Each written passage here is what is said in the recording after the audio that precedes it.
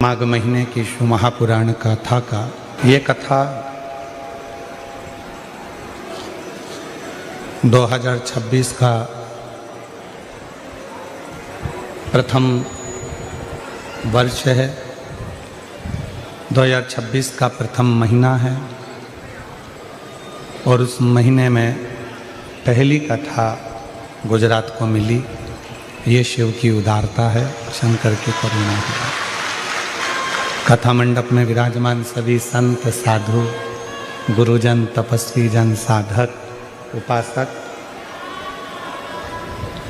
ब्राह्मण, विप्रजन सभी को नमन कर आज कथा के तृतीय दिवस में अपन प्रवेश कर रहे हैं। और ये कथा केवल कथा नहीं है, कथा मंडप में ही विराजमान बागेश्वर धाम से आए हुए उनके परम शिष्य माननीय रिच्छारिया जी, उनके लिए भी एक बार जोरदार ताली बजाकर साधुवाद।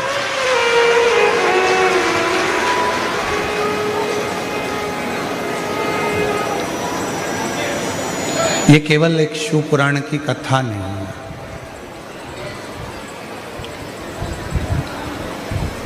हम प्रतिदिन कथा को प्रारंभ करते हैं और प्रतिदिन एक ही बात आप लोगों के सामने प्रस्तुत करते हैं कि इसको केवल कथा ना समझा जाए।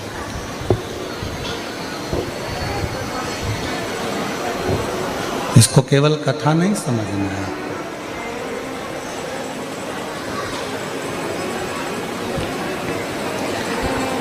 ये आत्मा और परमात्मा का मिलन है।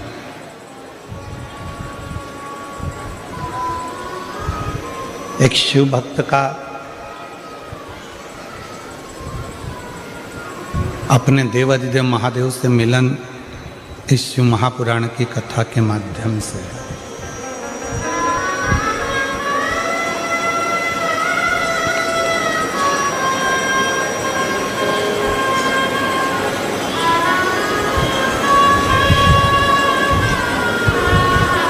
जैसे पत्थर को पत्थर से घर्षण किया जाता है तो चिंगारी उत्पन्न होती है।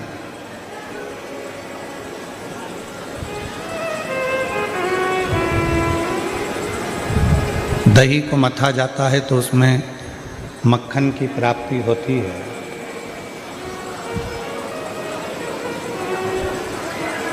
हाथ की हथेली को थोड़ा सा घर्षण करते हैं तो भी अग्नि उत्पन्न होती है।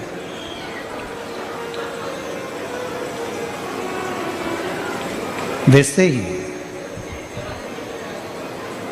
जब ये शरीर भगवान देवाधिदेव महादेव की पवित्र कथा में पहुंचता है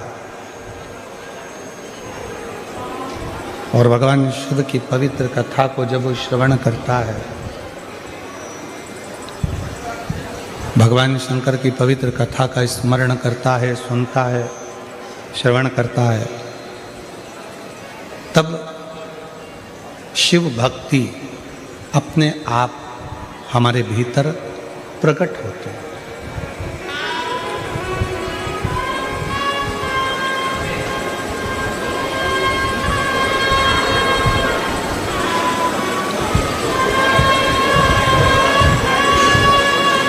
तैतीस कोटि देवता में सबसे सरल अगर कोई देव है तो वो देव अधिदेव महादेव।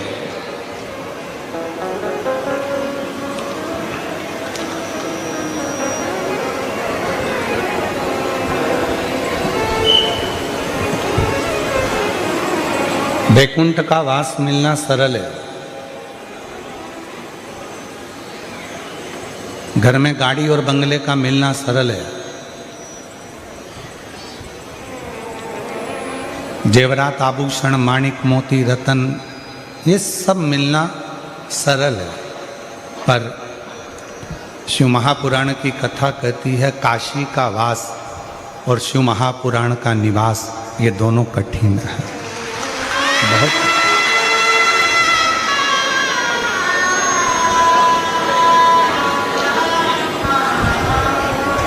ये दोनों कठिन है। एक काशी का वास भी कठिन है जब तक भगवान देवाधिदेव महादेव की कृपा ना हो, जब तक भगवान शंकर की करुणा ना हो, जब तक भगवान शिव की उदारता ना हो, तब तक काशी का वास भी नहीं मिल सकता।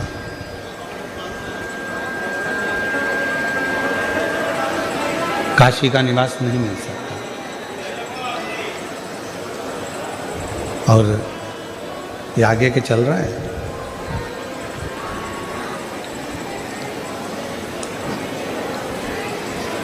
एक है काशी का वास और दूसरा है शिव महापुराण की कथा, भगवान शंकर की पवित्र कथा।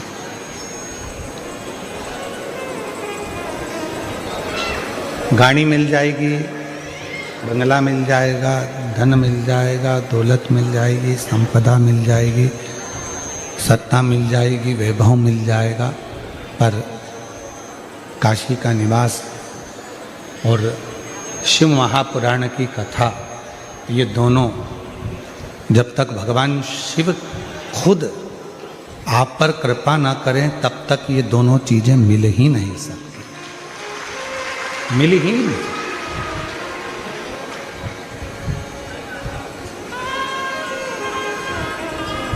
अब आप कितने किस्मत वाले हैं, कितने भाग्यशाली हैं, कितने आप पर भगवान की कृपा है, करुणा है, दया है कि आपको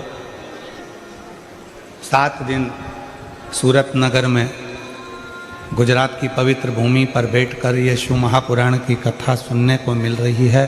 तो समझ लेना कि शिव जी ने आपका हाथ पकड़कर आपको मंजिल तक भेजने की तैयारी की है।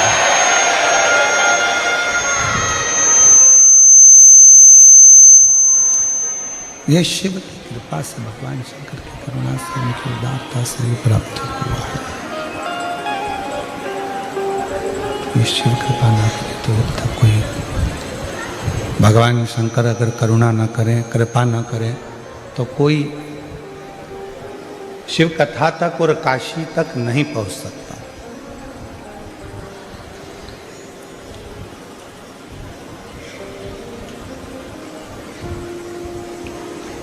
कई लोग कहते हैं कि हम कल कथा में जाएंगे, आज हमारे पास में समय नहीं मिला।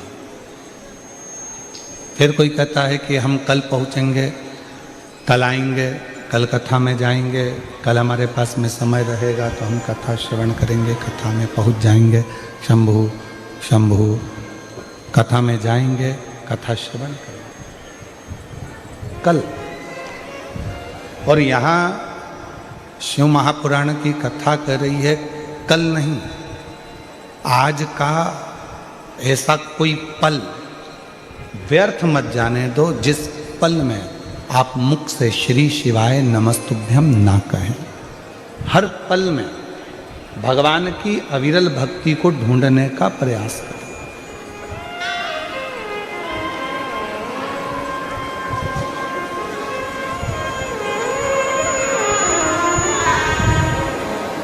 प्रत्येक पल में भगवान को खोजने का प्रयास करो, प्रत्येक पल में भगवान को पाने का प्रयास करो, प्रत्येक पल में शिव को प्राप्त करने का प्रयास करें।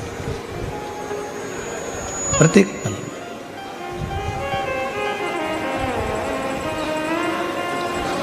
21,600 श्वास मानव के शरीर में से रोज निकलती है प्रतिदिन,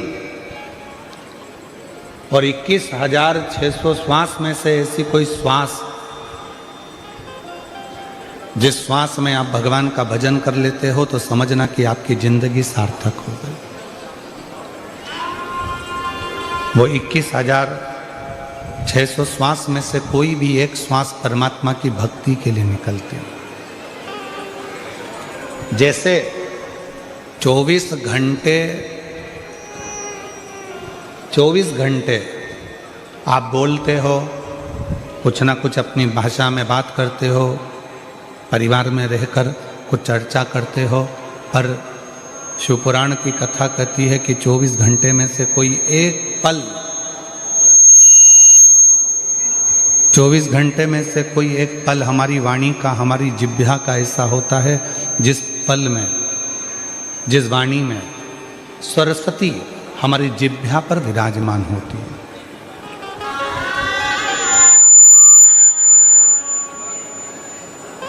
अब वो पल ना तो आपको मालूम है ना हमको मालूम है। उस पल का स्मरण ना आपको है ना हमको है कि वो कौन सा पल है जिस पल में सरस्वती मैया हमारी जिह्वा पर आकर बैठती है और जिह्वा पर बैठकर हम जो बोलते हैं वो पूर्ण होता है। ना हमको मालूम ना आपको मालूम। तो फिर शिवपुराण कहती है कि जब आपको ये नहीं मालूम कि सरस्वती किस समय पर आपकी जिह्वा पर आकर बैठेगी, कब वो बोलेगी, आपकी जिह्वा पर कब सरस्वती माता आकर बैठ जाएगी और उसकी वाणी सिद्ध हो जाएगी, तो शिवपुराण की कथा कहती है कि दिन भर में परमात्मा का नाम तो लो मना नहीं है, पर सबके लिए अच्छा बोलने का प्रयास करो। हो सकता है आपके बोलने से किसी का घर अच्छा हो जाए, किसी का परिवार अच्छा हो।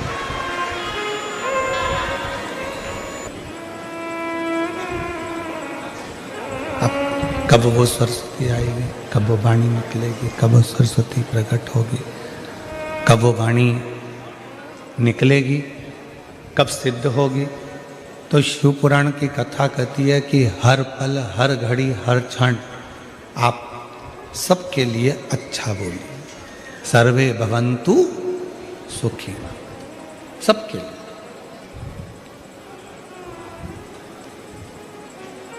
कोई जरूरी नहीं है कि आप किसी से पूछोगे कि तुम कैसे हो। अपने वाले से पूछोगे कि तुम सब कैसे हो, दूसरे से भी तो पूछ सकते हो कि तुम सब कैसे हो।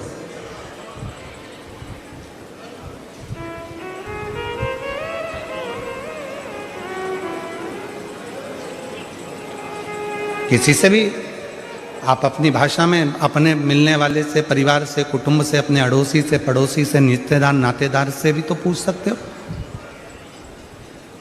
तो कि तुम कैसे हो।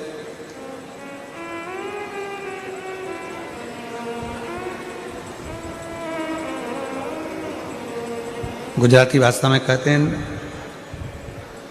तमे बद्धा केम छो।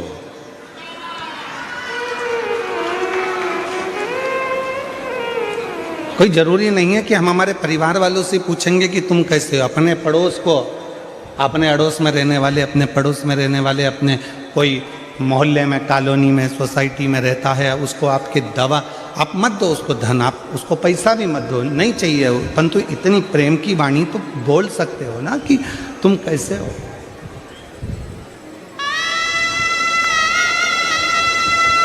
कोई तकलीफ तो नहीं है। इतना तो कोई भी कह सकता है कि आप स्वस्थ रहें, खुश रहें, श्रेष्ठ रहें, आनंद में रहें। तुम्हें कोई तकलीफ तो नहीं, तुम्हें कोई कष्ट तो नहीं।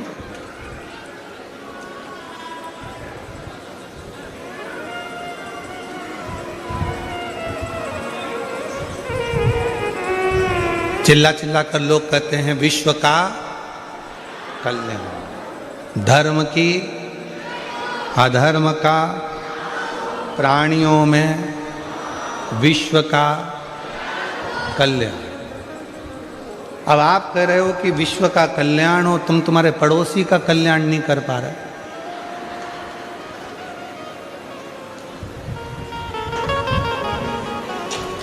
अपना कल्याण कर पा रहे हो, केवल अपना। अब इस कथा में ही देख लो ना, तुम दूसरी जगह तो जाने दो। खुद की पत्नी होगी, चल आगे बैठ, आगे बैठ, आगे बैठ, आगे बैठ, और पड़ोस वाली बेचारी बूढ़ी माँ हाथ जोड़ कर कह रही है छोरा मुझे आगे बिठा दे।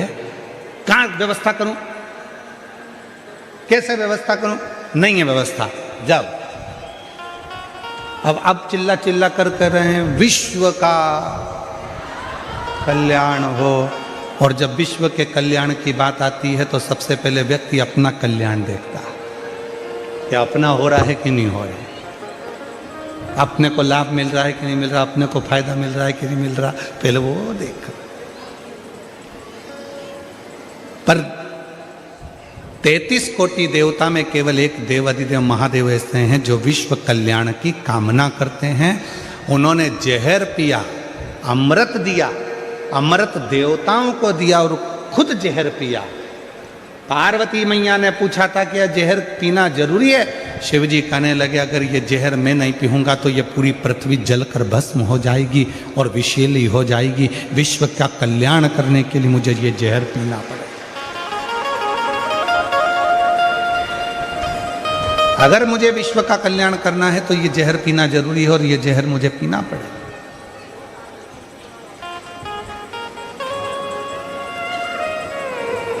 और इसको मुझे पीना है।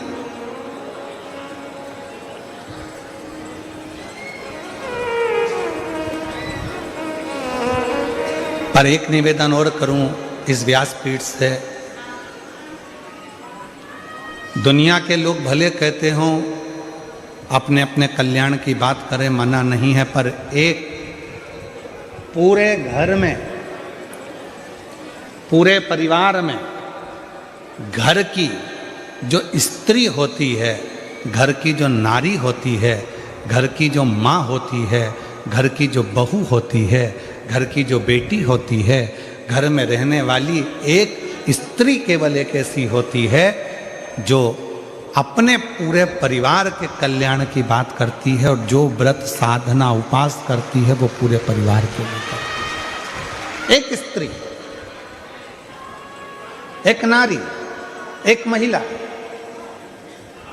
वो विश्व कल्याण की ही बात करेगी, वो संपूर्ण परिवार के कल्याण की बात करेगी।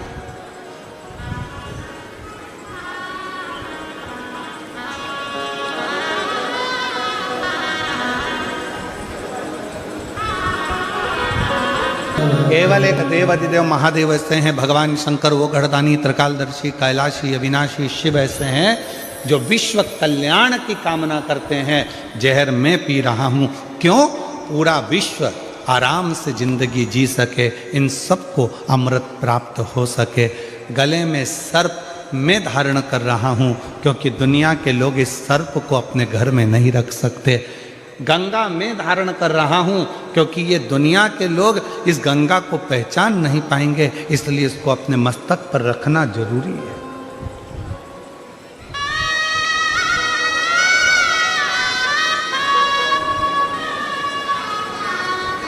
अपने शीश पर रखना बहुत जरूरी है।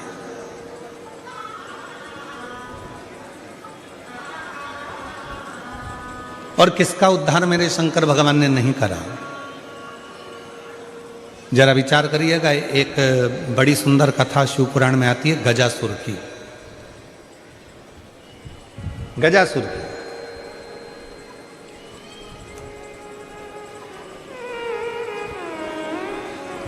गज का मुख है, मनुष्य का शरीर असुरों वाला है।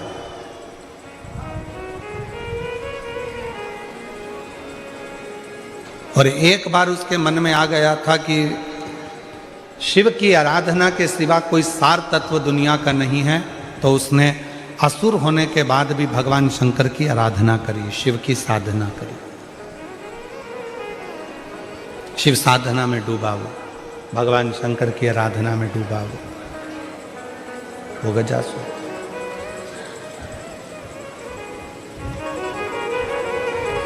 अब इतनी भगवान देवाधिदेव महादेव की आराधना में गजासुर हो गया, इतनी आराधना में डूब गया, साधना में डूब गया कि भगवान शिव को प्रकट होना पड़ा।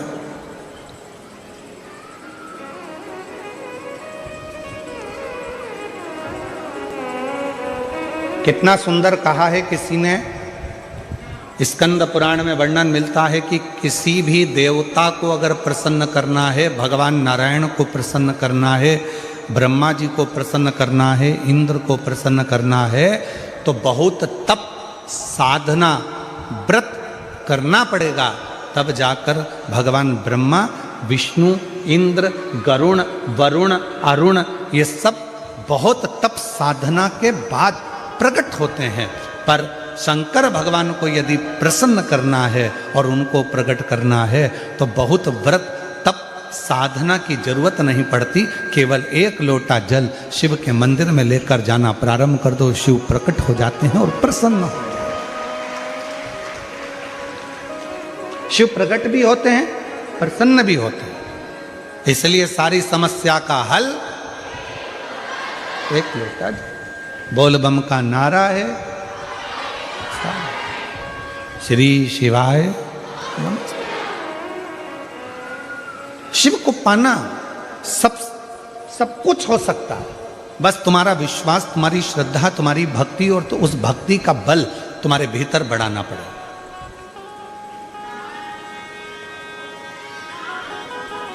तुम्हारा बच्चा स्कूल में पढ़ता है? अरे जम के तो बोलो, पढ़ता है?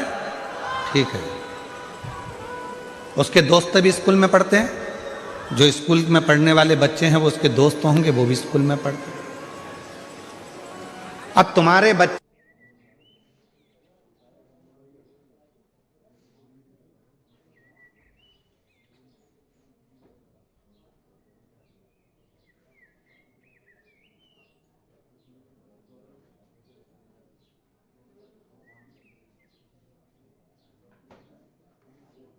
दोस्त होंगे, वो भी स्कूल में पढ़ते हैं।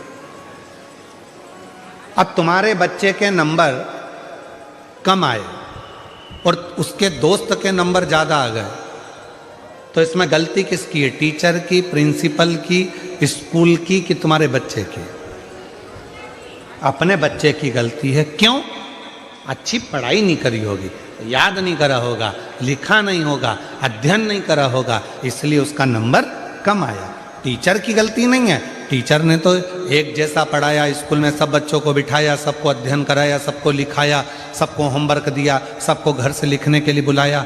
बस गलती इतनी है कि हमारा बच्चा अच्छे से लिख नहीं पाया, अच्छे से अध्ययन नहीं कर पाया, याद नहीं कर पाया, इसलिए उसका नंबर, उसका परसेंट कम आया।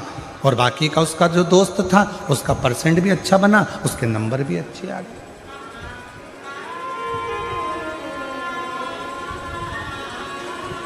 अब टीचर को तो आप दोष नहीं दे सकते, स्कूल को तो आप दोष नहीं दे सकते, प्रिंसिपल को आप दोष नहीं दे सकते।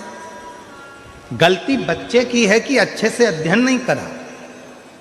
परसेंट कब अच्छे नहीं आते? जब वो अच्छे से पढ़ता नहीं है, ध्यान नहीं देता है, अध्ययन नहीं करता, इसलिए उसका परसेंट घट जाता है। बस ये बच्चे की कथा नहीं, ये अपनी कथा है। अपन भी एग्जाम देने के लिए संसार सागर में आए हैं। जितना जितना मन लगाकर कर्म करेंगे, अच्छा कर्म करेंगे, अच्छा अध्ययन करेंगे और अच्छे से एग्जाम देंगे और सब अच्छे कर्म के साथ में लिखते हुए चलेंगे, तो निश्चित है भगवान का इसमें कोई दोष नहीं होगा। परसेंट लाना हमारे हाथ में है, परमात्मा तो कॉपी चेक कर कर रिजल्ट बना दे।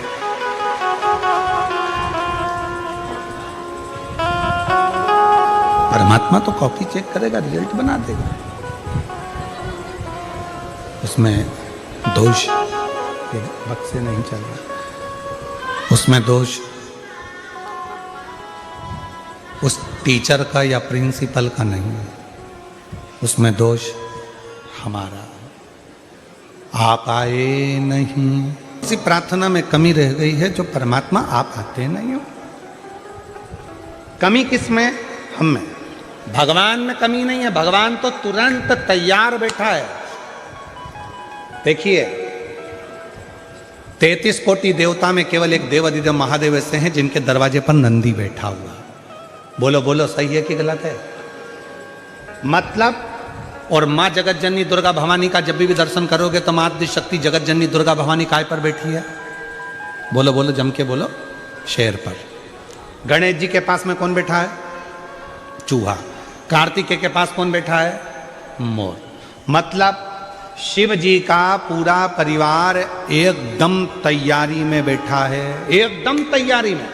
बाकी के अन्य सबको निकाल कर देखिए, अपने अपने वाहन किसी के करीब में नहीं होंगे, पर शंकर भगवान के पूरे परिवार का वाहन उनके पास में है। क्यों है?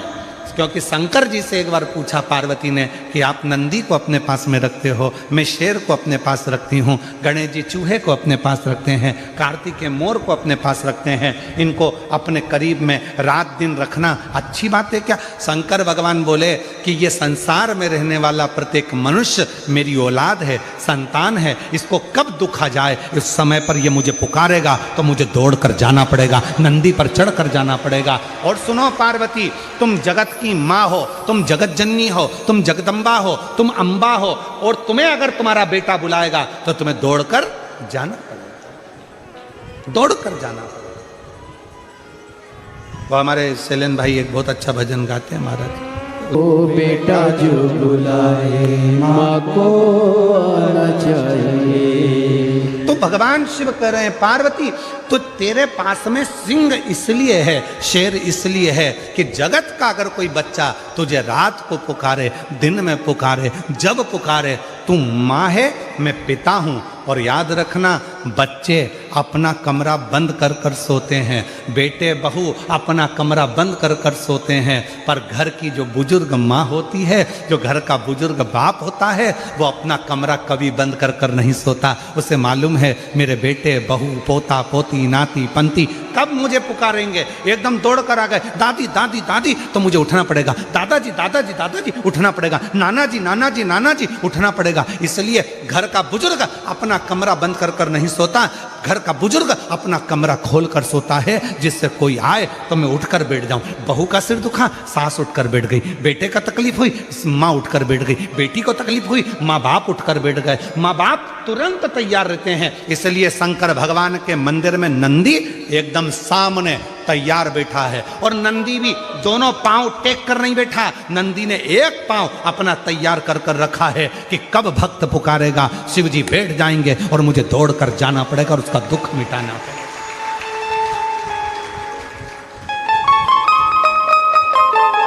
बेटा जो बुलाए माँ को आना चाहिए, हो बेटा जो बुलाए माँ को आना चाहिए, हो मैया जी के चरणों में टिकाना चाहिए।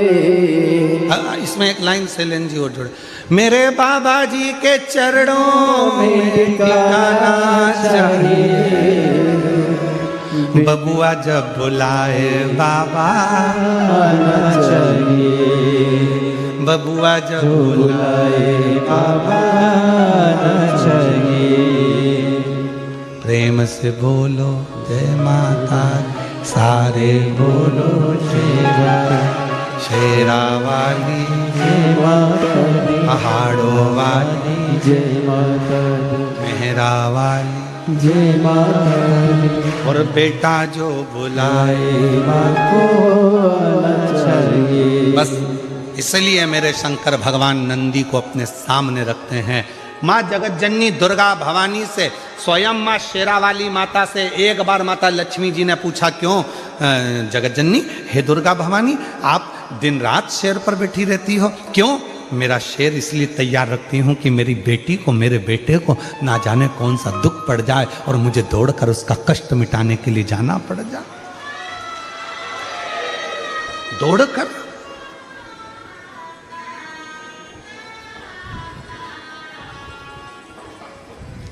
आप सब गुजरात में रहते हो, सूरत नगर में कथा चल रही है, आपसे एक प्रश्न करना था, अगर उत्तर देंगे आप तो स्वीकार करेंगे। गुजरात का सबसे प्रसिद्ध नृत्य है गरबा, बोलो सही है? दुनिया में प्रसिद्धि है इस नृत्य की, गरबे की।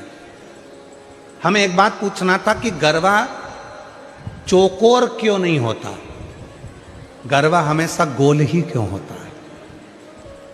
हमें प्रश्न करना था कि गरबा लंबा क्यों नहीं होता, गरबा आड़ा टेढ़ा क्यों नहीं होता, गरबा 6 षडक्रति का क्यों नहीं होता। गरबा हमेशा, चाहे कितनी बड़ी भी फील्ड हो, कितना भी बड़ा भी ग्राउंड हो, पर गरबा हमेशा गोल क्यों होता है? हमें केवल एक प्रश्न का उत्तर मेरे गुजराती भाई बहनों से चाहिए, और उत्तर दें तो अच्छी बात है कि गरबा गोल क्यों होता है। और आप लोग तो करते रहे हो। और बेटा जो बुलाए माँ को न चलिए। अब आप लोगों में से कितने लोग गरबे में गए, जरा हाथ उठाओ जरा। नवरात्रे में गरबे में कौन कौन जाता है? सब जाते हो? धरो धरो धरो, रख लो तुम तो रख लो।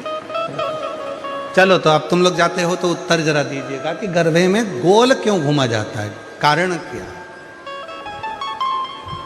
महाराज, चौकोर में एक सिरा खत्म हो सकता है, लंबाई में एक सिरा खत्म हो सकता है, षडाकृति में एक सिरा खत्म हो सकता है, पर गोल आकृति में कोई सिरा खत्म नहीं होता। मतलब आस लगी रहती है कि मेरी जगत जननी जगदम्बा आएगी जरूर और मेरा दुखड़ा मिटाएगी। एक आस, और वो आस कभी जिंदगी में खत्म नहीं होना चाहिए।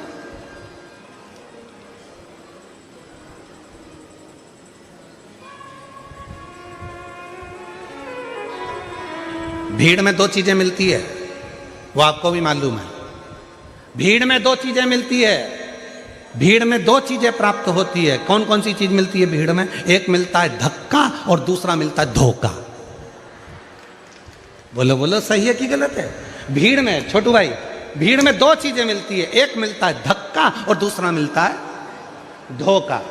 निगाह हटी और दुर्घटना घटी। अभी थोड़ी देर के लिए पल्लू नीचे आया था और भीड़ में धक्का लगा और धोखा। छोटू भाई, मिश्रा जी कहाँ बैठा? हाँ मिश्रा जी, ध्यान देना जरा, बहुत अच्छी बात है, कथा के तत्व पर ध्यान दीजिएगा। भीड़ में दो चीजें मिलती है, एक मिलता है धक्का और दूसरा मिलता है धोखा। पर याद रखना, दुनिया की भीड़ में धक्का भी मिलेगा और धोखा भी मिलेगा, पर जब धर्म की भीड़ होती है तो उसमें धक्का मिल सकता है पर धोखा कभी नहीं मिल सकता। उसमें शिव तत्व प्रदान जरूर करता, प्रदान करता। कई कई माताएं कहती है, गुरुजी हमारे देखो इतनी भीड़ थी, हमारी गले की चेन चली गई। अच्छा ईमानदारी से बोलो, जो नौकरी करने वाले हैं उनका प्रमोशन हो गया, तुम कथा सुनते सुनते पीछे से आगे आके बैठ गए, तुम्हारा प्रमोशन हो गया, पर चोट्टे का आज तक प्रमोशन नहीं हुआ। वो चोट्टा की चोट्टा ही रिया, उसका प्रमोशन नहीं हुआ। जिसकी चेन गई उसकी 2 तोले की ज्यादा बन गई, भगवान ने बनवा दी। मेहनत करी उसने कि अब गई, क्या करूं, रिपोर्ट भी करी मैंने, ये भी करा मैंने, वो भी करा, पर उसकी चेन भगवान ने कहीं ना कहीं मेहनत करके 2 तोले की ज्यादा बनवा दी, कृपा कर दी। पर जो चोट्टा था, चोट्टाई करते करते उसकी पूरी जिंदगी निकल गई, फिर भी वो चोट्टा की चोट्टा ही रिया, उसका प्रमोशन नहीं हो पाया, वो चोट्टा की चोट्टा ही। क्यों? क्योंकि उसने जिंदगी में सबको धोखा दिया है, और धोखा देने वाला कभी खुशी की जिंदगी नहीं जी सकता, वो दुख की ही जिंदगी जीता। याद रखना, भीड़ में 2 चीजें ज्यादा मिलती हैं। पहले नंबर पर मिलता है धक्का और दूसरे नंबर पर मिलता है धोखा। दुनिया की भीड़ में चलोगे तो एक ना एक दिन धक्का भी मिलेगा और धोखा भी मिलेगा, इसलिए सावधान सावधान। मेरे गुजराती बहन भाई, मेरे सूरत की जीजियों, सूरत के जी जाओ,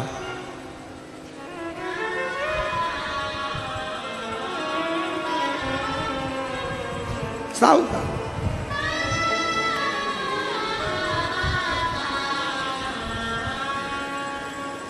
थोड़ा समझ, धर्म में धक्का मिल सकता है पर धोखा नहीं मिलता। शिव जी को जल चढ़ाने वाला को कभी धोखा नहीं मिल सकता।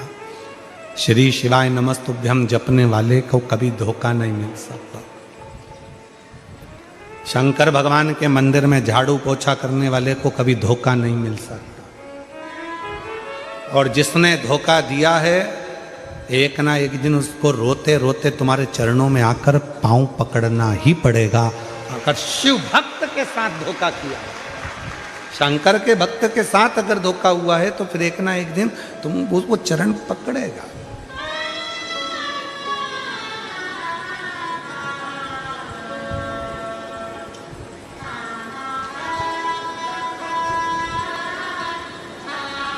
इसलिए जो सूरत के निवासी हैं, गुजरात के वासी हैं, वो अपनी मस्ती में ज़िंदगी जीते हैं। अब हमने देखा है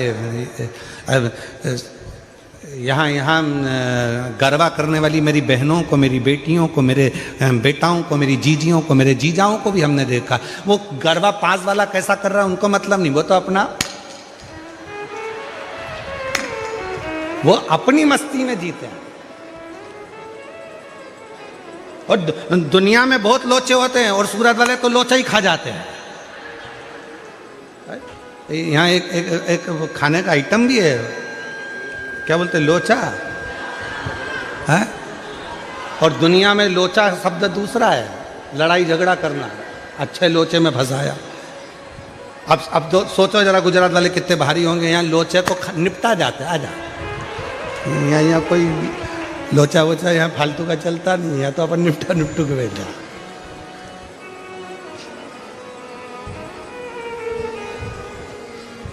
इसलिए महाराज शिव कथा कह रही है, भगवान शंकर का चरित्र कह रहा है। शिव की भक्ति, भजन, स्मरण आप जैसा करेंगे वैसा वैसा भगवान आपके पास दौड़कर आने के लिए तैयार बैठा है। भगवान देरी नहीं कर रहा है, हमारी देरी। एक पत्र है, अच्छा है, देखो। अब कुछ नहीं मिला तो बिंदी के पत्ते पे लिख दिया, ठीक है। खिड़की भी है उसमें।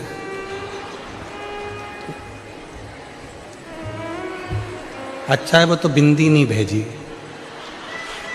नहीं तो कह देती भैया भाभी को दे देना। हमारी तरफ से संक्रांति चल रही है तो वो संक्रांति में, वो मकर संक्रांति के दिन वो 14 आइटम बंटते हैं ना, तो उसमें वो लिख के भेज देती 14 बिंदी है, हमारी भाभी को दे देना, मकर संक्रांति का गिफ्ट। अब उन्होंने पत्र में लिखा,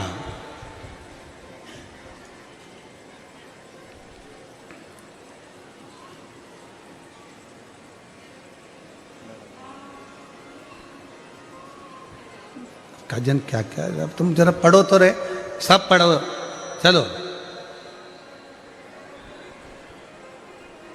पढ़ते जाओ। हम उंगली चला रहे हैं इसमें। हम गुजरात,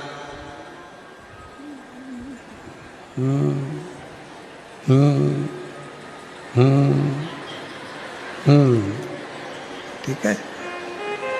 एक समझ में आ गया, गीता बेन और चेतना बेन और मीना बेन और पुष्पा बेन, ओ भाई इत्ती बेन, गजा। मेरा मोबाइल नंबर ये है, 4 बेन नंबर 1। मैं अगली साल सूरत कथा में आई थी। हम सब ने हमारे बच्चों की शादी के लिए जो कथा सूरत में हुई थी वहां पर प्रणाम कर कर बाबा से विनती करी थी। हम सब ने अपने बच्चों की शादी के लिए, मतलब ये चारों बहनों ने अपने अपने बच्चों की शादी के लिए प्रार्थना करी थी। और गुरुजी, आज हम बाबा को धन्यवाद देने के लिए आए हैं कि हमारी सारी बहनों के छोरा छोरी की शादी हो गई, सबकी हो गई। इसीलिए हमने मिलकर एक ही पत्र लिखा है। ये पत्र तो नहीं है,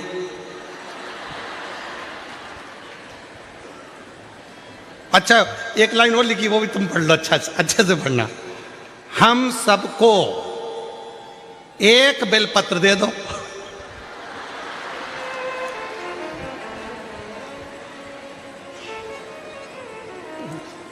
अच्छा आ जाओ, चारों आ जाओ, दूंगा एक ही।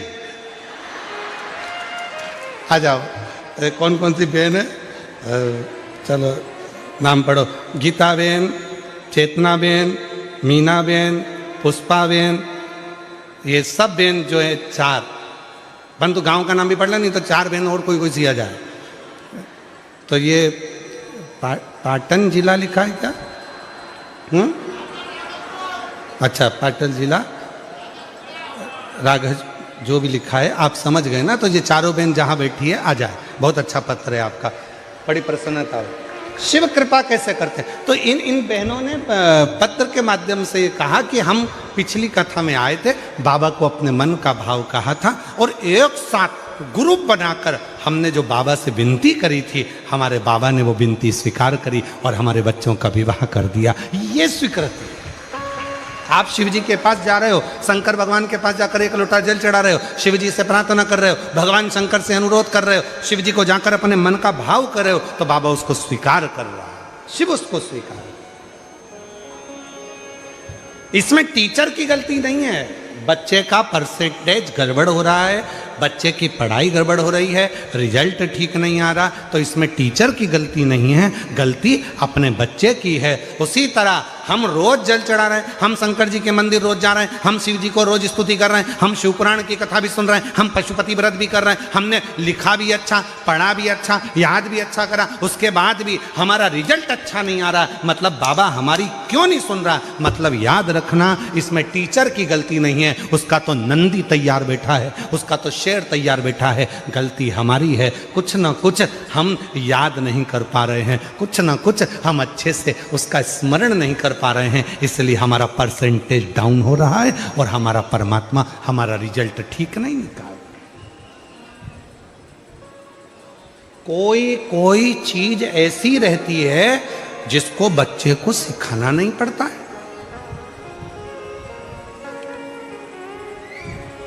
सिखाना ही नहीं पड़ता। कितनी माताएं बैठी हैं जिनके बच्चे कोचिंग क्लास जाते हैं, ट्यूशन जाते हैं, पढ़ने जाते हैं। बोलो बोलो जल्दी जल्दी हाथ उठाओ। सबके जाते होंगे ना, हमारे बच्चे भी जाते हैं ट्यूशन, उसमें कौन सी दिक्कत बात है, उसमें शर्माना वरमाना नहीं चाहिए हो। सबके बच्चे ट्यूशन जाते हैं, सबके बच्चे कोचिंग जाते हैं। बच्चे को अच्छा पढ़ना है, कोचिंग क्लास जाना पड़ेगा, उसको सिखाना पड़ेगा। लैपटॉप चलाना है तो भी उसको सिखाना पड़ेगा, गाड़ी चलाना है तो भी उसको सिखाना पड़ेगा, मशीन चलाना है तो भी उसको सिखाना पड़ेगा।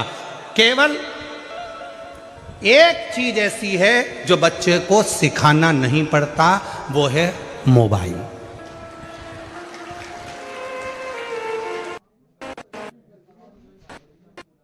किसी ने पूछा क्यों गुरुजी, बच्चे को लैपटॉप चलाना सिखाना है, कंप्यूटर चलाना सिखाना है, मशीन चलाना सिखाना है, गाड़ी चलाना सिखाना है, बच्चे को अच्छी पढ़ाई सिखाना है, बच्चे को सब कुछ सिखाया जाता है, पर मोबाइल चलाना कोई नहीं सिखाता, तो भी बच्चे सीख जाते हैं। ये कैसे सीख जाते हैं? हमने कहा श्रीमद् भागवत में चरित्र आता है अभिमन्यु की धर्मपत्नी उत्तरा का।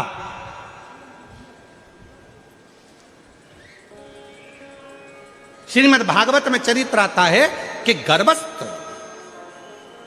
हिरण्यकशिपु की पत्नी जब गर्भ से थी, नारद जी उसको लेकर चले गए थे, इतना सत्संग कराया कि उनके गर्भ से जो बच्चे ने जन्म लिया उसका नाम प्रहलाद हो गया। जो आते से ही भगवान के नाम का एहलाद करा वो प्रहलाद हो गया। मतलब डॉक्टर कह देते हैं बेड रेस्ट, गर्भ के समय पर बच्चा गर्भ में है और डॉक्टर ने कह दिया बेड रेस्ट।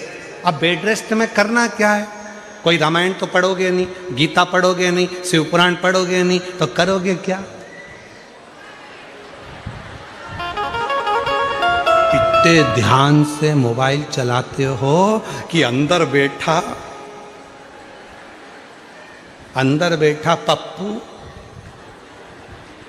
वो पूरी ध्यान लगाकर, तुम सोच रहे हो कि मैं देख रही हूं मोबाइल, नहीं, वो अंदर से देख रहा, पूरा ज्ञान ले रहा है मोबाइल का। ऐसे खोलना है मोबाइल को, लॉक हो जाए तो ऐसे करना है, ऐसे करना है। और बच्चा बस उसको सारी कोचिंग देना पड़ती है, सारी क्लासों में भेजना पड़ता है, पर मोबाइल चलाने की क्लास में बच्चे को नहीं भेजना पड़ता, क्योंकि वो माँ के गर्भ में इतना सीख कर आता है कि आते से ही उसको मोबाइल रूपी खिलौना प्राप्त हो जाता। चाहिए क्या था? गर्भस्थ नारी को, गर्भस्थ माता को पढ़ना था शिवपुराण, पढ़ना था रामायण, पढ़ना था गीता, पढ़ना था भगवान शिव का नाम, पढ़ना था राम नाम, कृष्ण नाम, शिव नाम, जगत जननी का नाम। परंतु उसने मोबाइल को देख देख कर तो बच्चे को रुचि। आप देखो, बच्चे को अगर रोटी खिलाना है तो मोबाइल पकड़ा दो, कपड़े पहनाना है तो मोबाइल पकड़ा दो, चुप कराना है तो मोबाइल पकड़ा दो। कारण उसने गर्भस्थ वही देखा।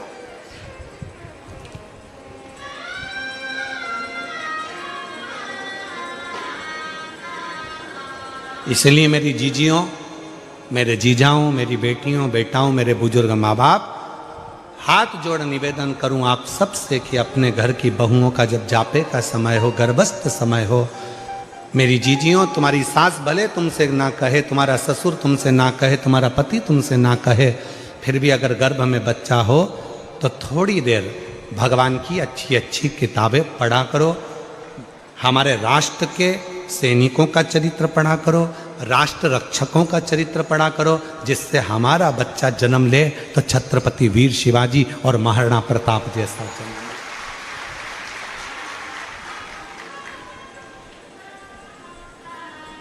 ये सब पढ़ो, अध्ययन करो।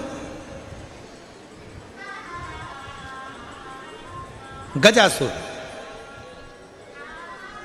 हाथी का मुख है, असुर का शरीर है, पर किसी के मुख से सुन लिया था कि भगवान का भजन करा जाए, शिव जी को राजी करा जाए तो सब कुछ मिल सकता है। और 33 कोटि देवता में सबसे जल्दी राजी होने वाला देवता यदि कोई है तो देव अधिदेव महादेव है। ये गजासुर को मालूम पड़ गया तो गजासुर ने शंकर भगवान की आराधना साधना करना प्रारंभ कर दिया, शिव की आराधना से।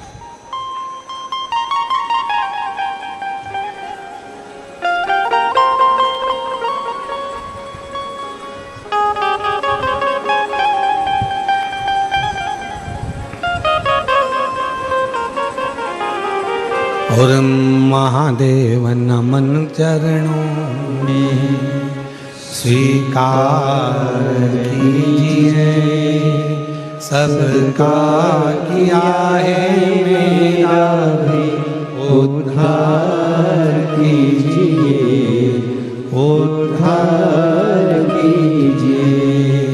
है त्रिपुंडधारी, है त्रिशूलधारी, है त्रिपुंडधारी, है त्रिशूलधारी।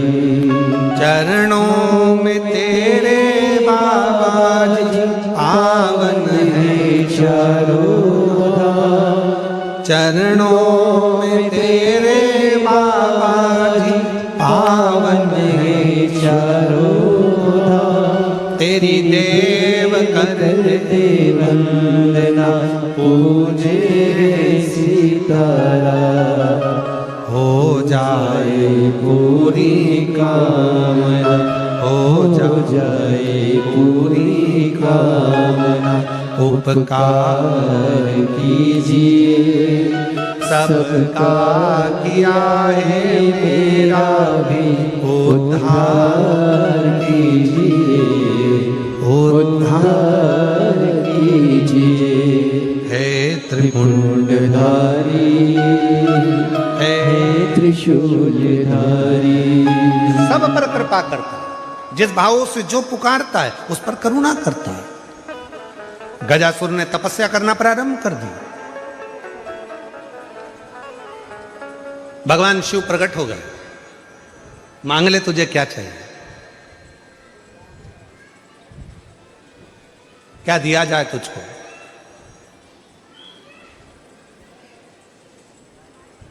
गजासुर ने कहा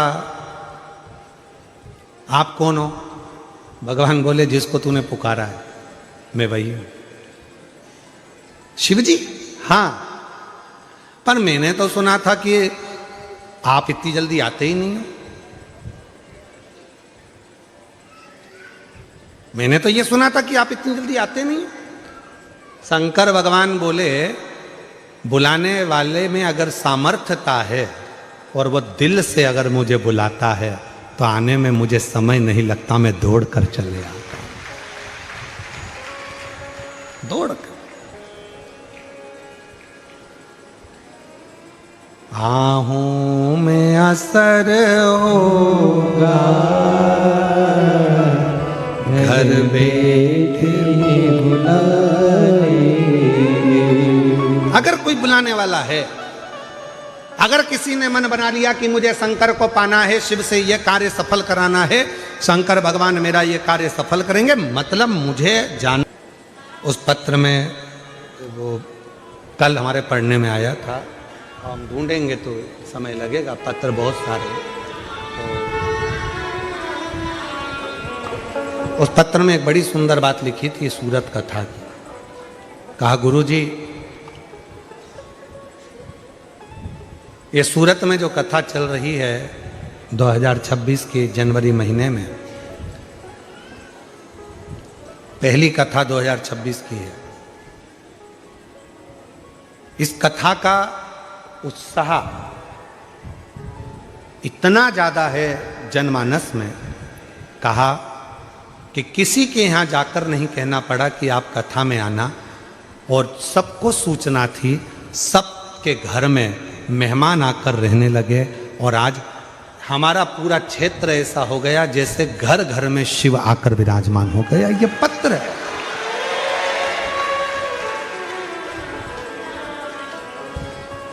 मैं साधुवाद देता हूँ सेंगर जी आपको भी, मैं साधुवाद देता हूँ मिश्रा जी आपको भी, छोटू भाई आपको भी, और महाराज जी लड्डू गोपाल गौशाला के स्वामी जी को भी धन्यवाद देता हूँ। सहजता सरलता से है।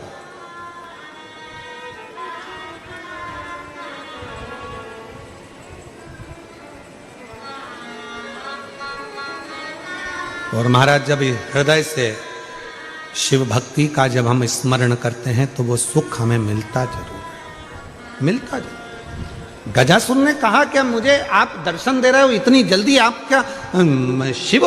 हाँ, तो मैंने तो सुना था कि आपको आने में बहुत समय लगता है, आप इतनी जल्दी आते ही नहीं हो। शंकर भगवान बोले बुलाने वाला चाहिए, मैं आ जाता। कौन मना करता है कि मैं नहीं आता, मैं तो आ जाता।